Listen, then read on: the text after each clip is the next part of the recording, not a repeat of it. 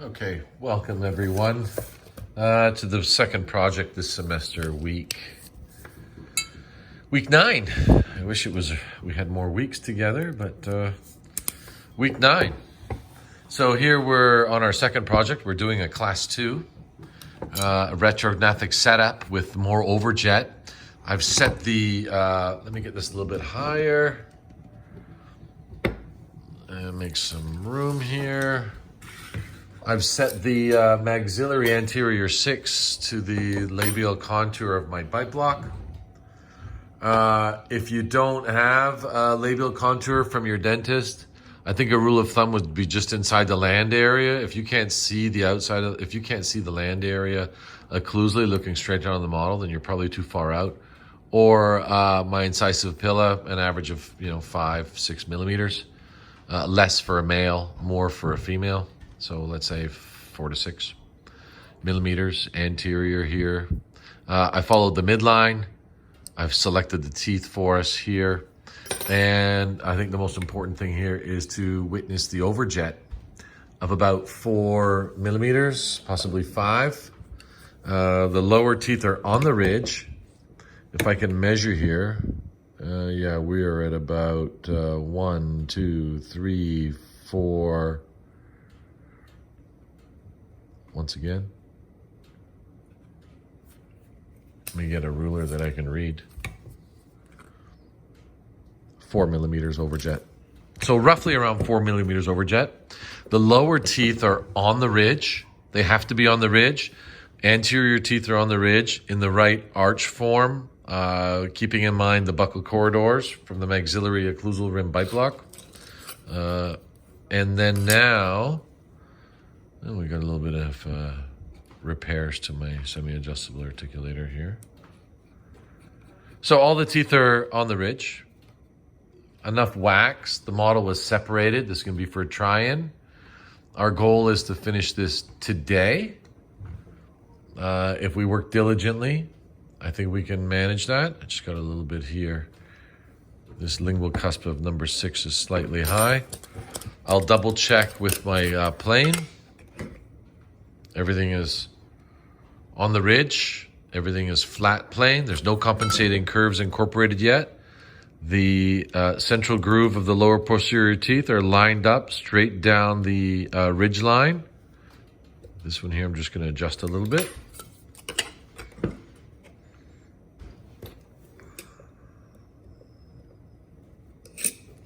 And then 4 millimeters consistent overjet in the anterior section. Now this is, we talked about different ways to set up the class 2. We could take regular teeth and grind them in, which we're going to do. We could use Ivoclar T-type mold. We could use 0-degree teeth. And for our purposes here, which is kind of, let's say, industry standard. I shouldn't say standard. Depends on how much overjet we have.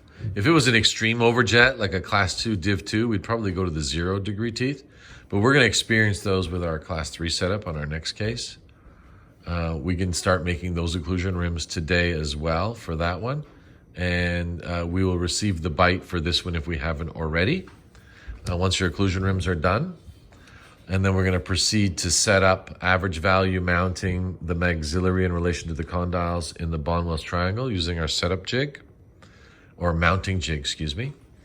And then we are going to set up our anterior 1x6 to the labial contour of the rim and the ridge. I'm just softening up the wax here. So the first bicuspid is going to come in play. Most likely it's not going to occlude at all. And as you see in the presentation before the break there, the lingual cusp of the maxillary will probably occlude with the buccal cusp of the lower. And sure enough, there it does. So what I can do is, these 4s are a little bit high, the tips. I'm going to just relieve the tip of this one slightly. I'm going to relieve the lingual cusp of number 4. The good thing is it has a long buccal cusp, so then it'll give us the right amount of overbite, overjet, so it'll look like it's on plane still. And then This is the type of occlusion I want you to visualize for our class 2. Basically, lingual cusp of the upper 4, just inside, if not on top, depending on the overjet, of the lower 4. Basically end to end, except lingual cusp of the upper 4. Excuse me. Oh, yeah. Lingual cusp of the upper 4, just occluding with the buccal cusp of the lower 4. And I've reduced the tip, so I better just lift it just a hair up. And then there we have it. Now, this maybe look a little odd to you, but someone that is in a class 2 ridge relationship, they have the phenomenon to move the lower mandible forward and in size in the anterior section. So I'm going to move on with tooth number 4, 5, 6, 7. And you will see now that the 5 will come inside now and probably be a tooth to tooth, possibly even lingualized, meaning the lingual of the 5 may sit in the distal fossa of the lower 5. I'm not sure yet, but let's look. So there's upper 5.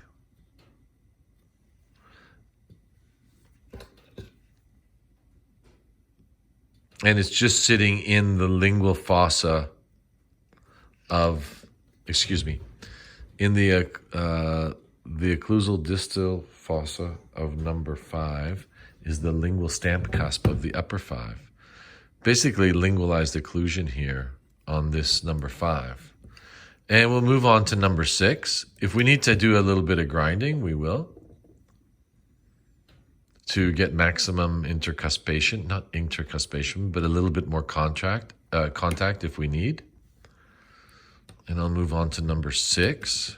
I got a little bit too much wax here. Soften it up. I think the biggest challenge of setup is controlling of the wax. And it's a little difficult with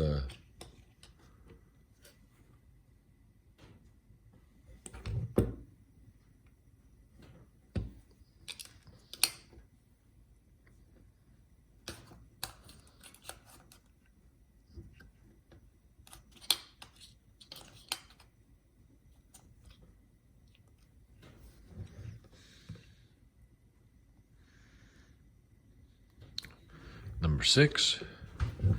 And you can see number 6 is occluding pretty much right on top of the lower 6. And now we've closed this overjet here on 6. So we've got a lot of overjet on 4, lingual cusp of 4 to buccal cusp of 4, lingualized on number 5 almost. And number 6 is pretty much tightened up here. And now we'll go on to number 7. Now, this is just a general setup. I'm going to maybe make some small adjustments to tighten this up, to give it the right, let's say, buccal corridor plane. As you can see, number 6 here from the occlusal view is kind of twisting out distally. But let's see if I can see if I'm hitting the ridge or not. I may have to adjust some teeth. If you have to adjust some denture teeth, no problem. Just to be on the safe side, I'll take a little off. Make sure I have enough room vertically. And then I can see number 7 is pretty much right on lower 7. These teeth, the MFTs that we're using, are versatile for class 1 occlusion,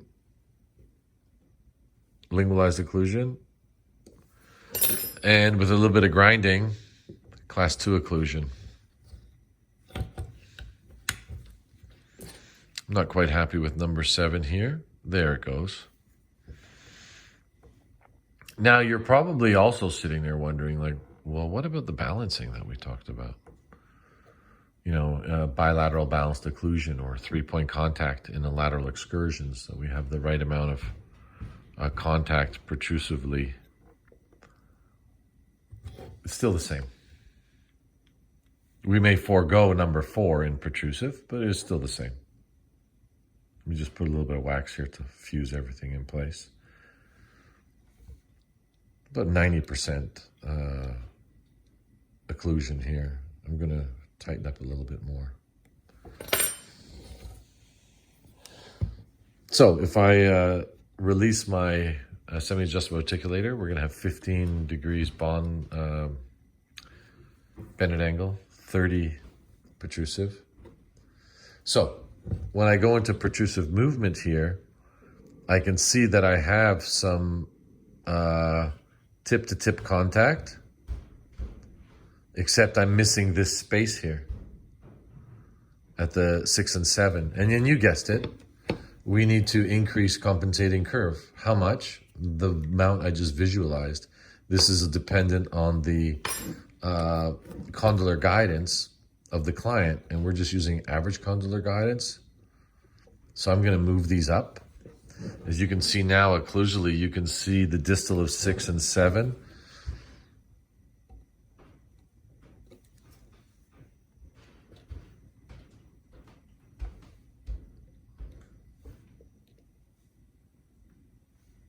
The distal of 6, mesial and distal of 7 are off the occlusal plane. So if I was to go with my flat plane now, I would only expect the mesial cusp of the first molar to sit on that flat plane. So you could go and double check with your flat plane here, stop at the mesial of 6, double check everything's touching. No need to go further because obviously it's going to be lifted up. And then set these into place. Now, I eyed the amount of space when I visualized that compensating curve in protrusive, how much there was. I kind of mentally memorized the space that I saw, but I'm going to make some adjustments if I need to. And you can look from the buccal angle. You can see that kind of sloping up the compensating curve, 6 and 7, trying to enhance the protrusive contacts of my upper 6 and 7. And maybe for the beginner, if you want to take your 6 and 7 of the upper back out of the setup, I'm just going to heat up some wax here.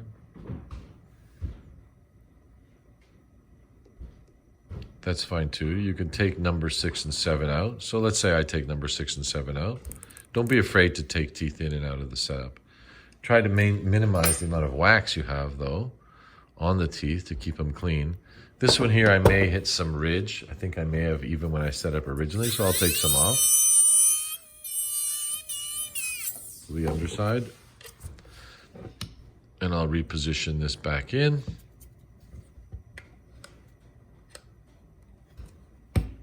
There we go, even better. There we go, drop that down.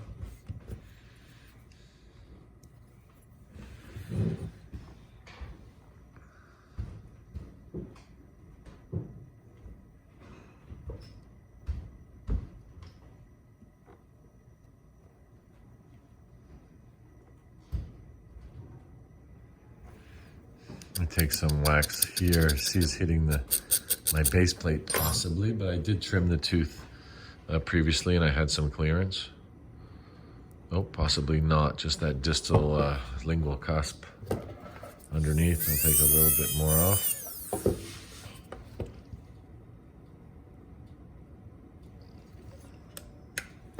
There we go. Try to drop it down and maximize the contact. So, lingual cusp of 4, buccal cusp of lower 4. Almost a lingualized occlusion on 5. 6 and 7 are one cusp forward in eccentric occlusion. Almost like the class 1, except 1 digit more advanced. And then this would all vary depending on the amount of overjet your class 2 is. Now we can stretch a little bit of our class 2, but I find a lot of laboratories these days just go way outside the neutral zone with their setups. And then try to stretch too much, and the patient can't handle that kind of instability of the denture. So there's centric occlusion with the compensating curve. And let me test when I go backwards. I am very close to number 7. I'm riding up though, but these teeth are a little bit out of sorts because I'm doing not a class 1 setup. So I'm gonna use a little articulating paper and then try to go backwards, end to end at the front, and see which one was in a little bit hyperocclusion is number 6. So I'm gonna reduce the buccal incline of number 6. And then that'll drop things down. Now I'm very, very close. Now, I'm not looking at number 4. I'm looking at number 5, number 6, and number 7 in a protrusive contact. Now, if we want to do a balancing contact, patient moves the lower jaw to the right. I've got the lingual cusp of 6 and 7 contacting the buccal cusp of 6 and 7. I'd like to get the 5 down a little bit more. As you can see, the 5 is open just slightly. The 4 you're going to forgo because that's totally impossible. And then, unless I got to watch my other side here, maybe my canine's hitting. I'll take the canine out. I'll put it back in lately. Maybe that'll just, oh, there we go. That's a lot smoother. 6 and 7. I think 5 I might even have to forgo as long as it's very close to the lower 5, as you can see here. I'll try to stay still. But 6 and 7 are definitely imbalanced. 5 is very close to the lower 5. And this is the balance. Protrusive straight back. 6 and 7 and 5 very close. Needs a little fine tuning. And the anterior, don't forget, will be just end-to-end occlusion at the front, which I need to do a little bit of work to get that back down. I can reduce the lateral. So, very quick, very brief, but my goal here is that you'll set up the anterior teeth 6, the lower, with the labial contour of the bite block, the lower 6, 4 millimeters overjet, all the lower teeth on the ridge. 2/3 retromolar pad's not going to be possible because this model has some flat retromolar pads. So obviously you're going to use the 18 from the anterior and go parallel to the base of the model, as I've done. And this will give you the correct vertical dimension of the maxillary and mandibular rims. And then I'm going to continue the other side. So while I have your attention, I'll just continue the other side and see how I do on the other side. And while I'm waiting here, blabbing away, I can really kind of fix up my wax up here. And then I'm not completely done. I'm going to go back and fine tune a bit. But like I said, I'm about 90% there. And that's very close. And then once I'm done all the setup, I'll go back, adjust some canines maybe, maybe play with the compensating curve very slightly. Maybe check with my articulating paper if I've got some eccentric contacts. Minor adjustments, nothing major that we're going to flatten the teeth down to 0. I mean, naturally, if you did that, things are going to work, but that's not the intent here. We try to maintain the anatomical features of these, 18 to 20 degree teeth with some slight milling in to accommodate the class 2. I'll just smooth the wax out. It kind of bothers me a little bit. Now I've separated my model. Let me heat up this side here. I'll put my canine back in. I may take the canine tip off, which I may go back later on and do. I find that looks a little bit, it's a little too youthful to have that kind of canine tip.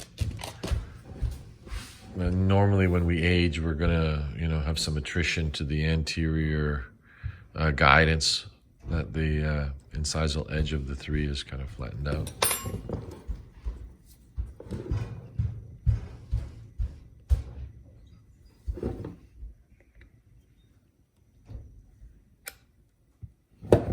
Yeah, I had this condyles open. I better lock them up to do centric here.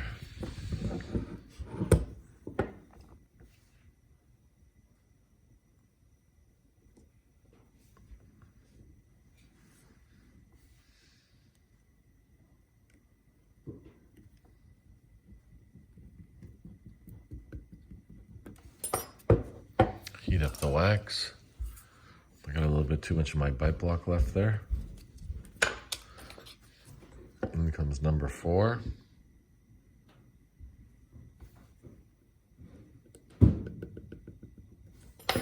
Let's see how number 4 lines up with lower 4.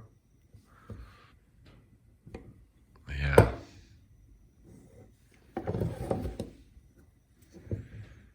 Lingual cusp of the upper 4. Now, if you were to buy Ivoclar T-type mold, they would have a flat lingual cusp on the first bicuspid and a flat buccal cusp on the lower bicuspid. So I'm just created that right now. You can go and lift number lower 4 back onto the occlusal plane if you're concerned that it's a little bit low. This one's not as... I think I came in a little too tight here with my class 2. With my setup of my canine. I kind of turned the corner a little sharp as I placed it back in. You got to maintain the width of the arch. There we go. So, lingual of 4, buccal of 4, class 2. This will vary depending on the severity of the class 2 and overjet in the anterior, to repeat myself again.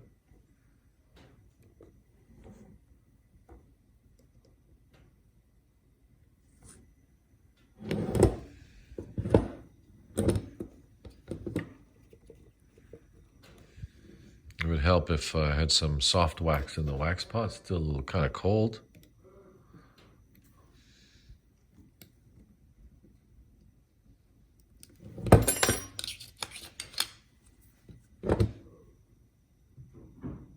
Number 5, lingualized, meaning the lingual of number 5 will sit into the distal fossa of the lower 5.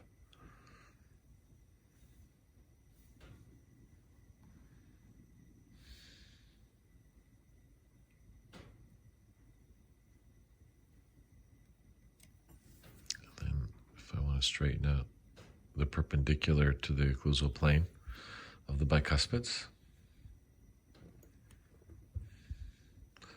Add a little wax here around the lateral. I'm going to have to wax up very shortly anyways. I was a little shy. Try to keep the model and your articulation clean of wax and the articulator.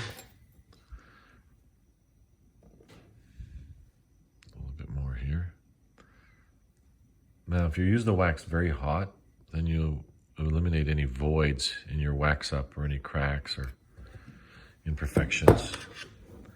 So I think after, with a lot of experience, you probably spend more time with the wax than you do in the setup, kind of positioning it where you need to.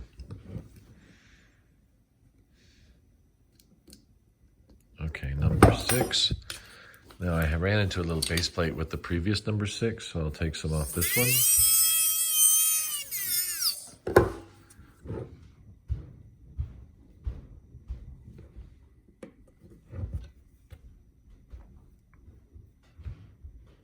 There we go.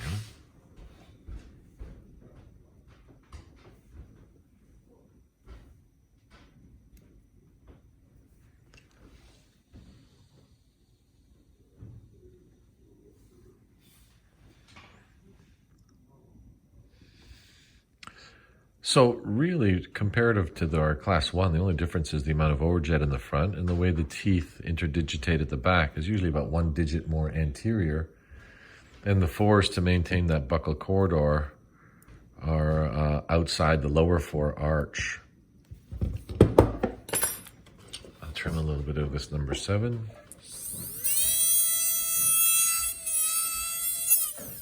Make sure it doesn't affect my base plate or my ridge. Put it in place.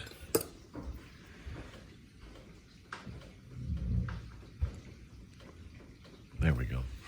Now, the only thing I need to do on this side, and I'll go through the same exercise, and normally I would incorporate the compensating curve of distal of 6 and 7. From experience, I have an idea of how much it's going to be, and I would save time. But for education purposes, I think we need to visualize that space in the back. And that space is, if we were to talk about Christensen's phenomenon, is the same thing. So if I loosen my semi-adjustable articulator here,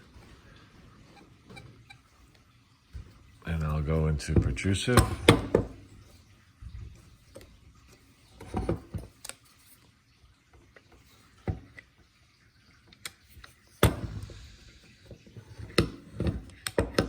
There we go. anteriors end to end. And you can see 6 and 7 opening up by about 1.5 millimeters. Number 5, I'm going to drop down as well. So back to the lowers. We can lift the distal of 6 up, that 1.5 millimeters, and 7. Maintaining the mesial of 6 on the occlusal plane. Let me see if it looks the same. Some symmetry between left side and right side.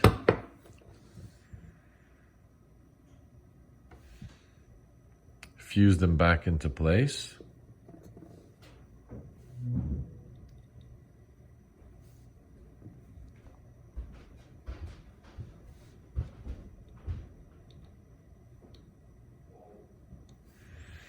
Fuse them back into place. You can see from this angle here, the slight compensating curve rise.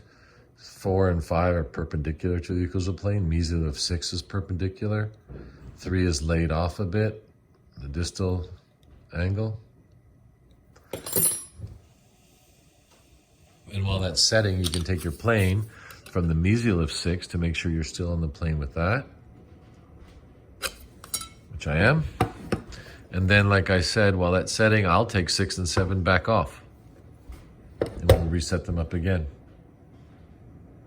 At the same time, I'll add up a little bit of hot wax at the back here. Soften things up. Clean things up, ready for my wax up. I think the lowers are fused pretty good. Be careful if the wax is soft. You just don't clamp down and move everything out of position. Be very careful.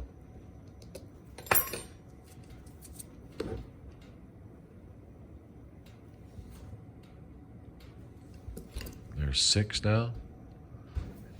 Even tighter. I like that.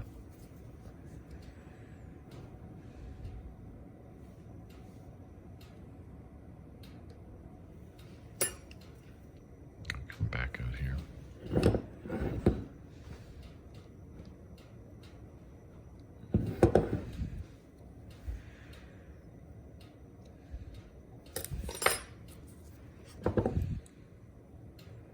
Number 7.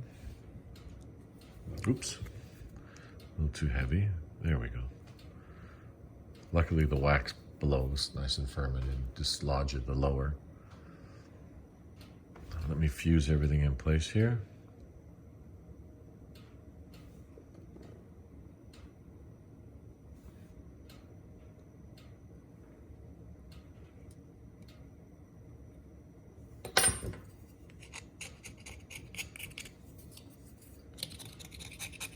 Bothers me, the spilling of wax. So, if I go into a protrusive now, I should have those cusp tips very close. Let me go to this angle. Centric is good. Moving forward, 7 is good. 6 is a little off, but I have to see if I'm hitting something on this side, something eccentrically. Very close, about 95, 90. Number 6, buckle cusp tip. Let me see if I can kind of increase the overbite, not the overjet, of number 6 to drop the buckle cusp down. And there you have it. It's just so close. Number 5 got out of position. I'll reposition that one here too. There we go. And then number 5 is a lot closer to upper 5 to the buckle cusp of the lower 6. Upper 5 to the mesial buckle cusp of 6. Upper 6 into 7. Excuse me, upper 6 into the middle cusp of the lower 6. And the 5th cusp, very close here. So I've got contact. At the same time, you must have edge-to-edge contact in the anterior section, right? And then protrusive equalizing on the other side. Now, let's try balancing contacts, and we have them all there.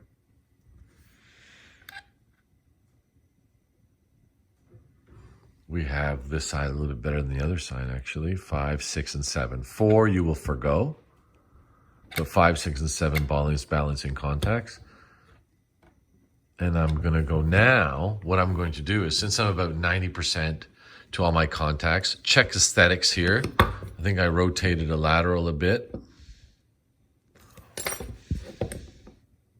It's off the plane. It's kind of twisted distally a little bit. I'll bring it back in, maybe even push it in a bit. So I'm going to double check everything. I'm going to add wax.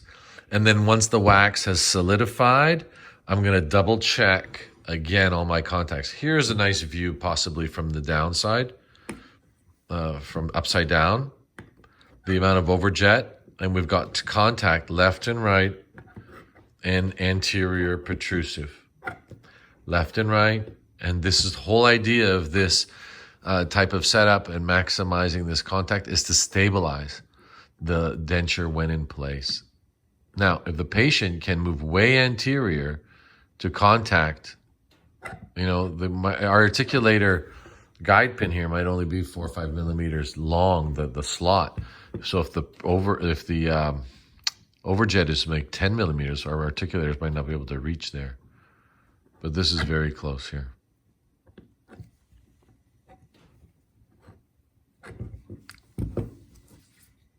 Check again here. Close. So what I'm going to do now is, because things can move with the wax, I'm going to add wax for my wax try-in. And then I'm going to go back and do some fine-tuning, possibly a little fine-tune grinding if I need to. Maybe twist and turn a couple of teeth. Maintain the arch width on both sides. As you can see, the symmetry of the right side seems a little bit outside the ridge, but the ridges are not always lined up. This is the bite that was given to us from the dentist, is the centric relation position of the patient. So sometimes there's more atrophy on the one side of the ridge of the upper that kind of caves in, because their edentialism may not have occurred all at the same time. They may have been a Kennedy class 1 partially dentulous on one side, or class 2, excuse me, and then subsequently lost the teeth in the future years. So their rate of atrophy is different. So not necessarily, symmetry is achieved in teeth in relation to the ridge in the posterior section because of the amount of bone loss that has occurred. So I'm going to fine-tune this up a bit, but I think you have the general idea of the anticipation or my expectation for today. So we'll finish our occlusion rims, get the bites, we have the teeth, do the setup. Our goal, end of today. Sounds a little bit extreme, but the end of today is our goal. We might not achieve our goal, but today is that is our goal. And with the help of the four of us, hopefully we can achieve that goal. Thanks, guys.